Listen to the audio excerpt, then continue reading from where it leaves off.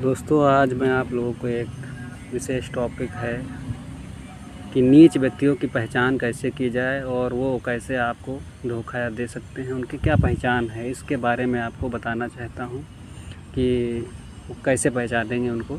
तो इस संबंध में गोस्वामी तुलसीदास जी ने रामचरितमानस में एक चौपाई लिखी हुई है, उसका अर्थ समझिए, बहुत अच्छा ही अर्थ है कि नीच व्यक्ति के बारे में कि जहिते नीच बड़ाई पावा ते प्रथमय हत ताहि न सावा धूम अनल संभव सुन भाई और त्यहि बुझाओ घन पदवी पाई। और इसके आगे भी हैं दो चौपाइयाँ कि रजमग परि निरादर रही और सबकर पद प्रहार नित सहई और मरुत उड़ाए प्रथम त्यहि भरई पुण्य नप नयन किरीटन परई। तो इसका अर्थ इस प्रकार है कि जो नीच व्यक्ति होता है वो जिससे मतलब बड़ाई पाता है, मतलब जो उसको आगे बढ़ाता है, वो सबसे पहले क्या करता है, वो उसी को नष्ट करने की कोशिश करता है या उसको नष्ट कर देता है।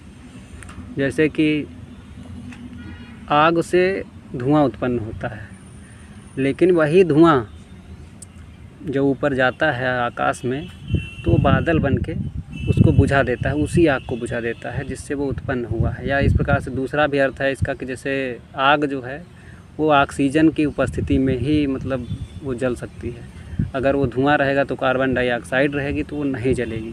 तो कहने का मतलब आग से ही उत्पन्न है धुआं, लेकिन वो क्या है, वो उसको ही नष्ट कर देता है जो आग जिसने उसको उत्पन्न किया है या पैदा किया है। दूसरा भी जो चौपाई का अर्थ है वो ये है कि रजमग परि निरादर रही, कि जो रास्ते की धूल होती है वो हमेशा क्या करती है, सबका और सबकर प्रद प्रहार नित सही, मतलब आते जाते राहगीरों के जो पैर होते हैं उनका प्रहार, मतलब उनका पाँव से वो दबती रहती है, उड़ती रहती है, ठीक है। लेकिन क्या होता है कि जब वो सबसे पहले क्या करती है कि उसको पवन जब उठा, मतलब हवा चलती है तो सबसे पहले क्या करता है, पवन उसको ऊपर उठाता है। मतलब ऊपर उठाने के सेंस ये है कि जो व्यक्ति उसको सहायता कर रहा है, मदद कर रहा है, वो सबसे पहले उसी को गंदा कर देती है, उसी हवा में भर जाती है धूल।